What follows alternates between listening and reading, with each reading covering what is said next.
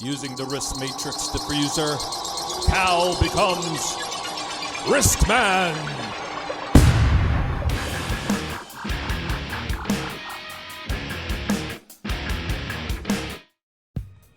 Welcome to the Risk Man channel, where we provide you, the entry-level GRC, IT audit, and cybersecurity professional, with easy-to-use tools and techniques you'll need to be successful in this industry.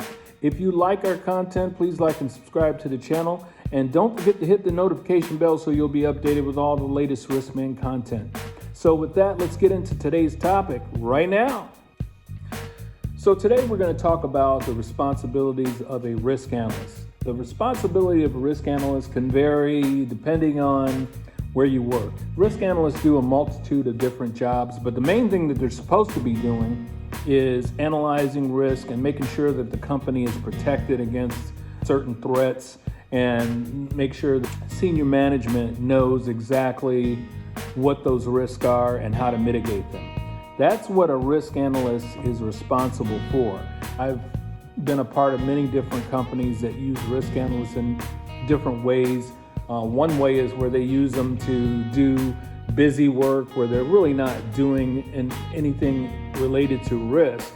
They're pretty much just doing busy work, like admin type work, things like that. And that's not what a risk analyst does.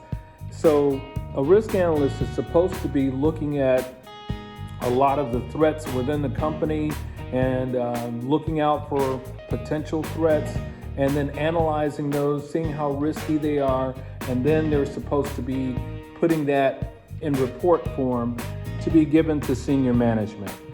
And that's what a risk analyst is supposed to be doing. So if you are in a risk analyst position and all you're doing is busy work, then you need to sit back and evaluate how you're really going to progress in your career. Because if you're just doing busy work and you're not actually analyzing risk, writing remediation plans, managing risk and managing remediation plans, then you're really not going to go anywhere. And I tell a lot of risk analysts this in my mentoring sessions when I'm mentoring them, is that you're only going to get good at managing risk and rating risk and writing risk by doing it. A lot of these risk analysts are not doing the work. They are pretty much content with doing busy work because they're getting paid good money to do that. And they don't really advance far in their career at all. A lot of analysts do not know how to rate risk. And this is something that I see a lot in risk analysts that are out there. So your responsibilities are to know how to rate risk. You need to put those in reports where you can bring that to management, and then you can give them a semblance of what their environment actually looks like so they can make informed decisions. And so that's why I would implore every risk analyst out there to learn the art of actually writing risk and the whole risk management framework. You can look at frameworks like NIST and ISO and all of that, but you need to understand the concept around those frameworks. It's not just a framework that's sitting there that says, all right, you must do this and you must do that because of this. It's a concept that you really need to understand around risk management so you can become a good risk analyst. And you only do that, like with anything in life, you only get better by doing it. Hey folks, if you're enjoying the video, please like and subscribe to the channel, and don't forget to hit that notification bell so you're updated with all the latest Risk Man content. Now, back to the video. So the more you actually do the work, the better you're going to become. Spend some time learning your craft. Even if you're doing okay in your job right now and you're making pretty good money, and that seems to cloud a lot of people's thinking, is that, oh, I'm making good money, I don't have to get any better, I don't need to do this. You need to get better, because at some point in your career, you're going to be challenged and you're going to have to get out there and actually do the work. If you don't know how to do it, you're not going to look very good in a lot of people's eyes. And so you're going to have to learn how to lead meetings as it relates to the risk. You're going to have to learn how to update senior management on their risk appetite and their risk environment. And if you cannot do that because you don't have, or you haven't went into taking the necessary training to do that, then you're not going to do very well. And I tell every entry-level GRC, IT audit, and cybersecurity professional is that you really need to spend some time getting in there and getting the proper certifications. You'll be surprised how many people are in these positions and they have no certifications at all, or very limited certifications, like maybe one. It's not even related to risk. So one of the certifications, if you're going to be a risk analyst, that you definitely should have is the C-Risk by ISACA. That is a certification that is really a no-brainer and a must-have for any entry-level GRC, IT audit, and cybersecurity professional. And the next would be the CISA certification. Especially if you're an IT auditor, the CISA certification is the backbone of certifications for an IT auditor. So when you have these certifications, you still need to do the work, because it's just like having a degree in a subject matter, let's say science or whatnot, and you haven't done any scientific work at all. So when you're called on to do the work, you really don't know how to do it. So the certifications are a must, but you also have to have real world experience in doing the work. And some people just don't want to take the time to do this because they're just getting paid to do busy work, and they're making the money, and that's good. And all is good when you're making the money, but until you're not making the money anymore and you have to go look for a job, and then you find out you don't have the skills to be valuable to the world. Your skills are only geared to that one company. And so when your skills are geared towards just one company or one type of framework, then you're very, very limited in what you can do. So if you're going to be a risk analyst in today's environment, you need to be able to articulate things that you need to articulate in writing as well as the verbal. Because if you cannot articulate what you're trying to say in the written form, you're going to have some problems.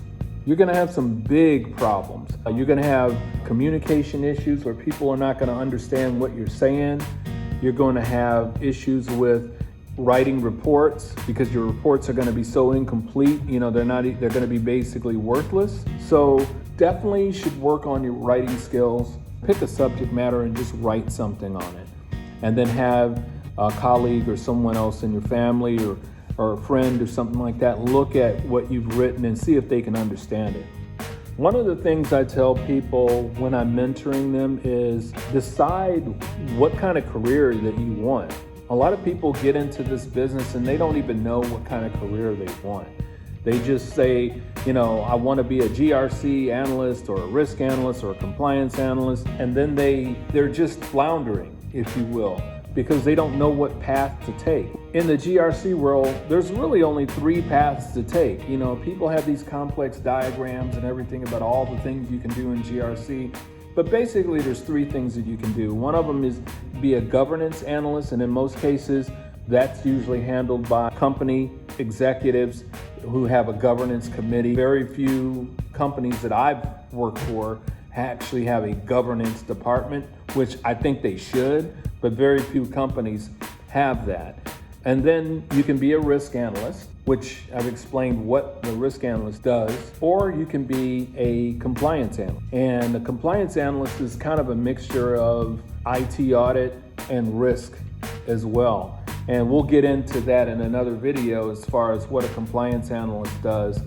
But those are the 3 paths that you have. And 2 of those are the ones that are actually open because most companies don't have a governance department. They just call it GRC, but it's really a risk and compliance department.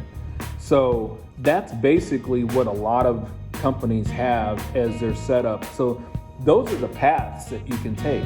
And I know people have all these diagrams of you can be a security engineer, you can be this in security, you can be that, you can be that. But if you're working in GRC, there's really only three paths to take. And one of them is usually handled by a committee within the company, and the other two are actual roles and responsibility jobs. So when you think about where you need to go as a risk analyst, think about this. If you're gonna be a risk analyst or a compliance analyst, then map out the path of where you wanna go as far as, do you wanna be a part of senior management?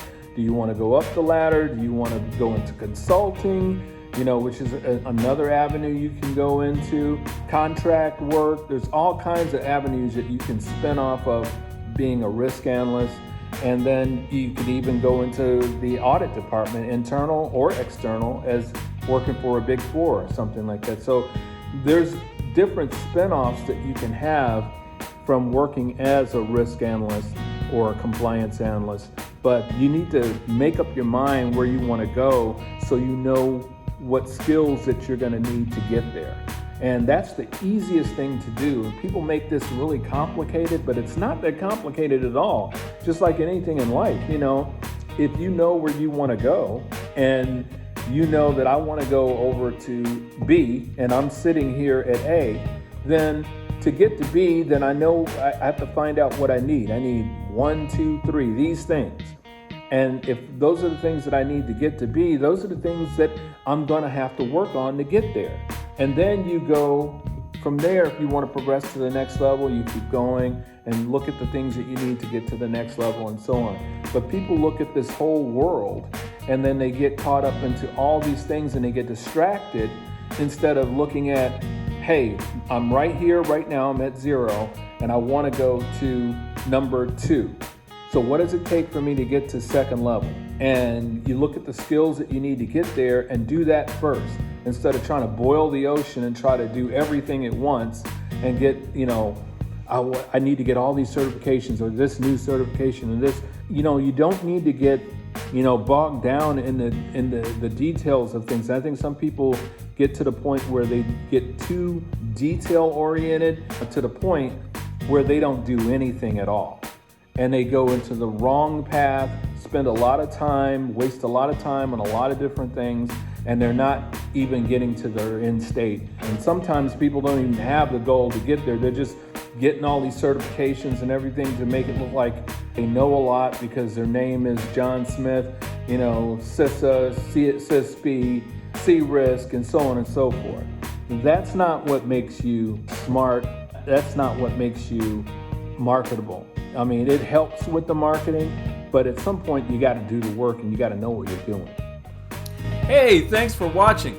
Don't forget to like and subscribe to the channel and leave your comments down below. And don't forget to hit that notification bell so you'll be updated with all the latest Riskman content. Until then, we'll see you later.